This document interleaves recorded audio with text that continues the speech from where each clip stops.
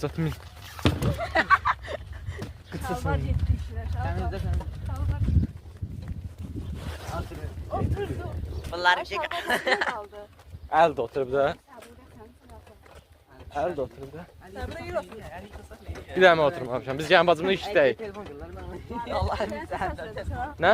İşdən sən beyaz satın gedəcək. Ha, gedəcək dəqiq. Ha, okey. Sən maçını heç tutub yabır eləmir lan. Mən qoy gedə bilər. bir düşmeyecek ha. Dayanır. Fatma Allah kaçtı. Eşya arabada kalıyoruz gün bir. Haydi Allah'ın üstüne çetsi. Afırda ay kaçtı. Allah'ım. Allah olsun Allah. Necə film çəkirsən sən də? Ay eleme. Ay. Allah sıra. Lezzet verir. Ne yola tutmaram. Ləzzət edir Allah. Güzel bir yola geç.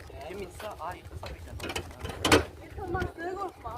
Bu arabanın altında kalmış yapırlarmışım. Ölmeyeyim. Hazırım sende ama. Video çəkdiniz yoxsa yox? Ha ben çektim. Ha, necə çəkməndə bir dənə. Sipariş maşınları düz üstə